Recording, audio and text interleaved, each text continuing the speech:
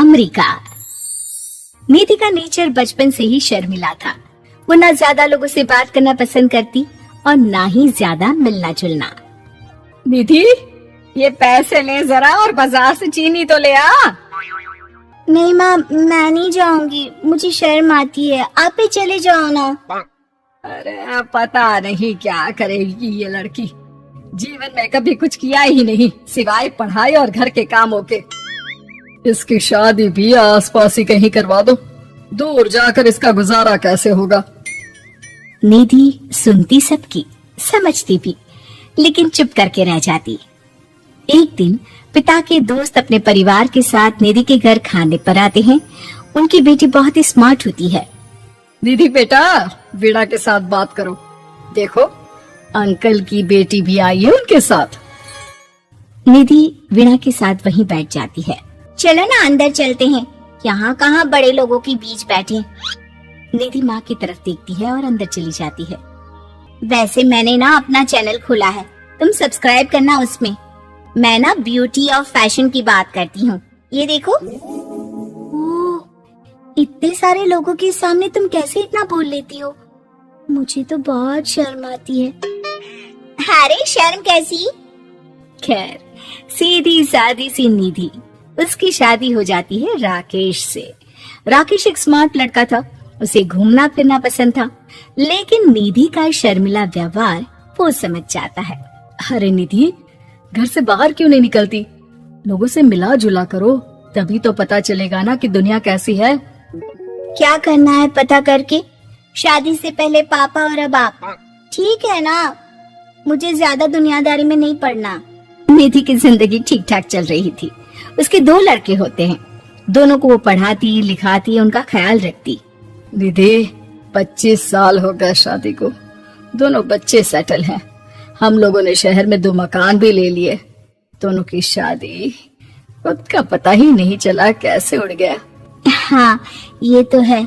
मैं खुश हूँ, जिम्मेदारियाँ आती रही, मैं निभाती रही, और क्या चाहिए। देखो, मैंने सोचा है कि अब हम लोग अमेरिका जाकर रहेंगे।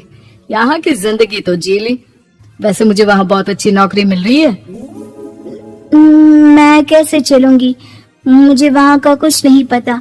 अब तो जानते हैं ना कि मैं घर से बाहर ही कम निकलती हूँ। अरे तो क्या हुआ, वहाँ भी घर में ही रहना है ना, मैं हूँ ना, नौकरी करूँगा। निधि मान जाती है और पति के साथ अमेरिका चली जाती है। माँ, तुम्हारी बहू को बच्चा होने वाला है, तो क्या तुम 2 महीने के लिए यहाँ आ सकती हो? मुझे तुम्हारी बहुत जरूरत है, मैं टिकट भेज देता हूँ। हाँ हाँ, ये तो बहुत खुशी की बात है। मेरा भी मन सबसे मिलने का कर रहा था, पर क्या माँ पर? अब मैं आऊंगी कैसे? पापा से बात करती हूँ। देखो माँ, प्लीज बहाना मत बनाना, तुम जानती हो ना इस वक्त में मैं किसी पर भरोसा नहीं कर सकता हूँ। निधि पति को सारी बात बताती है। क्या आप भी चलेंगे? निधि, आने जाने में बड़ा खर्च हो जाएगा, ऊपर से मुझे यहाँ छुट्टी नहीं मिलेगी। बहू पर वक्त ऐसा है कि तुमको तो जाना ही पड़ेगा। मैं अकेले दुकान तक तो नहीं जा पाती, इतनी दूर भारत कैसे जाऊंगी, मुझसे नहीं होगा। लेकिन सबके कहने पर निधि को जाना ही पड़ता है। एयरपोर्ट में घबराई निधि एक मुसाफिर से कहती है, मैं ना भारत जा रही हूँ, दिल्ली जाने वाली फ्लाइट। सब मिलकर निधि की मदद करते हैं और फाइनली निधि भारत पहुंच जाती है, जहां बेटा उन्हें घर ले आता है। वाह माँ जी, यहाँ तो मैं भोपाल तक नहीं जा पाती, आप अमेरिका से आ गई। भाई चालाकी तो औरतों में होनी ही चाहिए, यहाँ हम बुद्धू के बुद्धू रह गए। निधि इतनी दूर और लंबा सफर करके थक जाती है, वो चुपचाप बैठ जाती है। बैठना नहीं है माँ जी, बच्चा पकड़ना है, ये लीजिए। और हाँ, घर का काम तो मैं करूंगी नहीं, जानती है ना शरीर कच्चा सा है, तो मुन्ने को सुलाकर कुछ बना लीजिएगा। निधि को बहू का व्यवहार बहुत बुरा लगता है। जैसी भी थी, पिता और पति की हमेशा लाडली रही थी निधि। निधि बेटे की तरफ देखती है। माँ, वो काम वाली कोई मिल नहीं रही है ना, मैं देखने की कोशिश तो कर रहा हूँ, जैसे ही मिल जाएगी वो संभालेगी सारा काम। अरे कैसी बात कर रहे हो? जब पहले मैंने कहा था कि अमेरिका से इनके टिकट में जो पैसा खर्च कर रहे हो उतने में नौकरानी रख लो, तो नहीं, मेरी बात पर विश्वास नहीं था।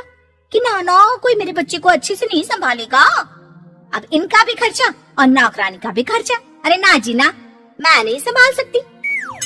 निधि जैसे तैसे 2 महीने रहकर वापस अमेरिका चली जाती है, लेकिन वहां जाते ही जैसे राकेश उसे देखता है उसके गले लग जाता है।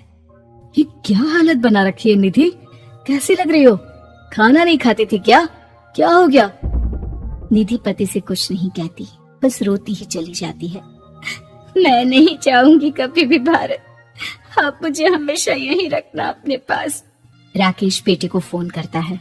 तुम्हारी माँ की जो दुर्दशा करके तुमने भेजा है ना, मुझे पता होता तो मैं अपनी बीवी को कभी तुम्हारे पास नहीं भेजता।